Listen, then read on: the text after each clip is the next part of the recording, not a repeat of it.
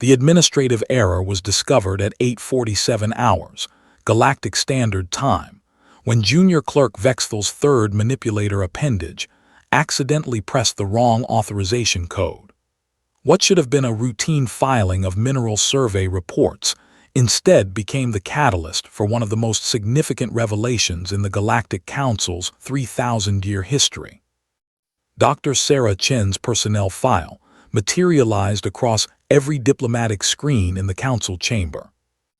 Ambassador Krelnak of the hierarchy froze mid-gesture, his crystalline eyes widening as they scanned the document. Around the circular chamber, representatives from 47 species sat in stunned silence, their various appendages, tentacles, and sensory organs all focused on the same impossible data. "This cannot be accurate," Krelnak finally managed, his translator struggling with the disbelief in his native clicking language. "Vexthal, remove this immediately and retrieve the correct." "Ambassador," interrupted Council Overseer Murathet, her blue-gray skin paling to almost white, "I'm afraid the file is correct. I've just verified it with 3 independent sources." The chamber erupted into chaos. Dr. Sarah Chen, blissfully unaware of the diplomatic storm brewing 7 levels above her head, was elbow-deep in the ion drive of a Thoraxian cruiser. The ship had been deemed irreparable by its own engineers, a death sentence that would have cost the insectoid species their only means of reaching the outer colonies before winter. "There," she muttered, twisting a plasma coupling that shouldn't have been able to twist. "That should hold." The Thoraxian captain, Zikthar, watched with his compound eyes expressing what could only be described as religious awe. "But the fracture in the containment matrix," my engineers said.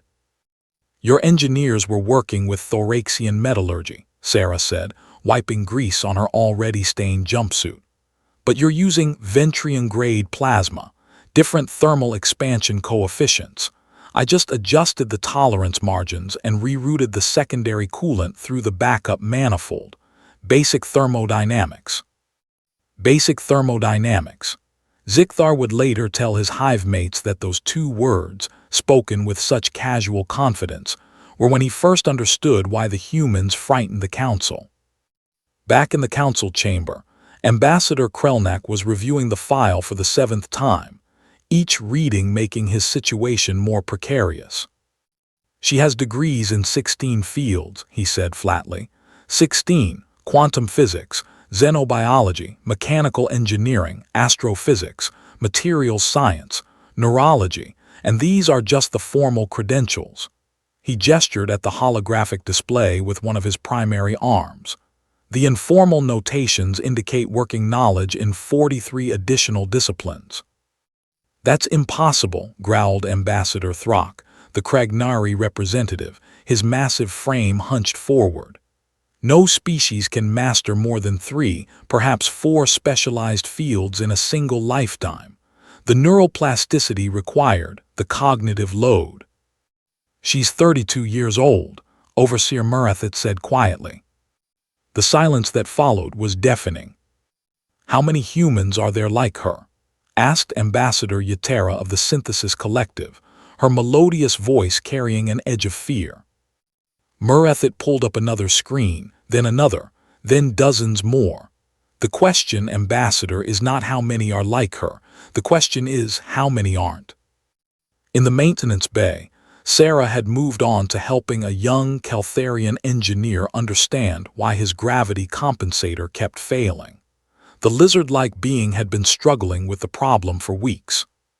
"See, you're thinking about gravity as a force," Sarah explained, sketching diagrams on her datapad with quick, sure strokes. "But in quantum terms, it's better understood as a curvature of spacetime. Your compensator isn't fighting the force, it's trying to flatten the curvature. The mathematics are completely different." The Caltharian stared at the equations, his nictitating membranes blinking rapidly. He had studied gravitational theory for 15 years at the most prestigious academy in his system. His professors had been legends in their fields. This human, who according to station records was assigned as a general maintenance technician, had just solved in 15 minutes what had baffled him for months. "How do you know this?" he asked, his voice barely above a whisper. Sarah shrugged, already moving to gather the tools they'd need for the repair. "I took a few physics courses in college, found them interesting. My roommate was studying gravitational astrophysics, so we'd stay up late discussing theories. It was fun." "Why?" "A few courses. Fun. Late-night discussions." The Caltharian felt something shift in his understanding of the universe. This wasn't advanced training, this was casual learning, done for entertainment.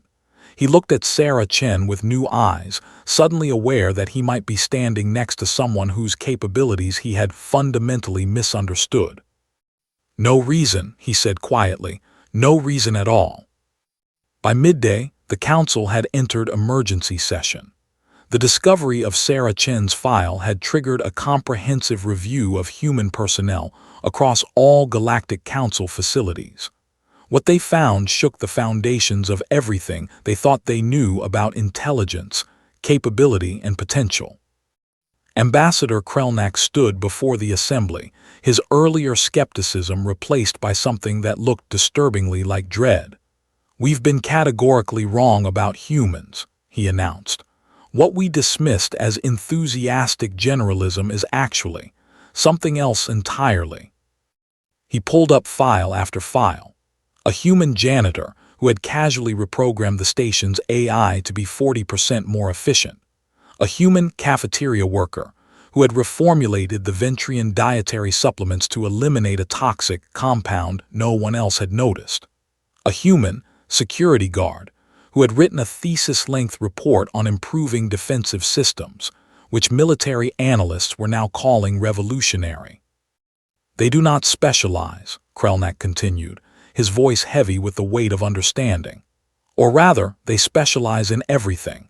Their cognitive architecture is fundamentally different from ours, where we dig deep into singular fields. They construct vast networks of interconnected knowledge. Each piece reinforces the others. They see patterns across disciplines that we cannot perceive because we've never needed to." "They're dangerous," Throck rumbled. "If one human can do this much." "There are 12 billion of them," Yetera whispered, her harmonious voice cracking. 12 billion, and we've been treating them as labor-class citizens because they claimed they just wanted to help out and learn new things. Overseer Murathit stood, her presence commanding immediate attention. "The question before us is not whether humans are dangerous. They've been here for 20 years, integrated into every level of our society, and have caused no harm. The question is, what do we do now that we understand what they truly are?" That evening, Sarah was summoned to the council chamber.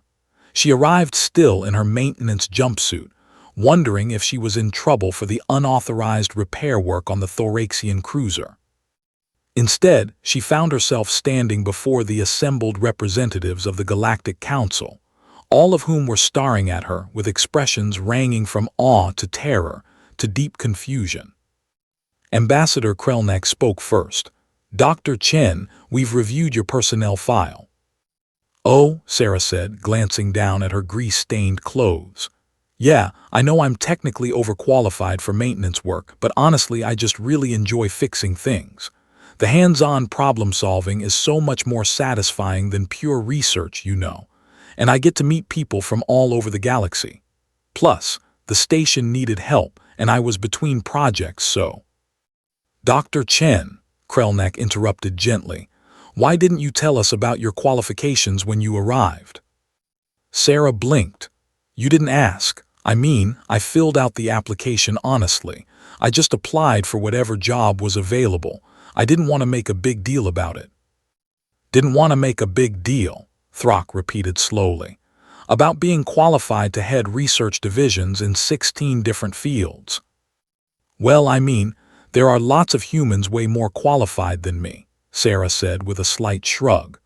"I just happen to have wide interests. My sister has doctorates in 23 fields, but she's really focused on comparative xenolinguistics right now, so—" "23," Yetera echoed faintly. Sarah looked around at the assembled aliens, finally sensing the strange atmosphere. Is something wrong? Did I mess up the Thoraxian cruiser? Because I'm pretty sure that fix will hold, but if there's a problem. Overseer Murethit began to laugh, a deep, genuine sound of relief and wonder. No, Dr. Chen, nothing is wrong. In fact, everything is about to be very, very right. Tell me, how would you feel about a different position on this station? Sure, Sarah said agreeably. What did you have in mind? Everything, Murethit said simply. We'd like to offer you everything. The paperwork mistake that exposed Sarah Chen's brilliance became known as the Awakening, the moment the Galactic Council truly understood what humans brought to the galaxy. Not weapons, not aggression, not conquest. Something far more powerful, unbounded curiosity coupled with unlimited potential. Within a year, human advisors were integrated into every council department, not as subordinates but as partners. The innovations that followed in medicine, engineering, diplomacy, art, and countless other fields ushered in what historians would later call the Golden Acceleration.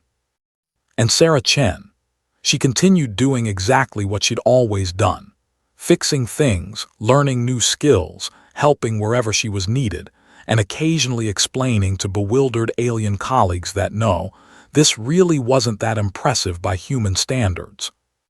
After all, everyone had to have hobbies. The galaxy would never be the same. And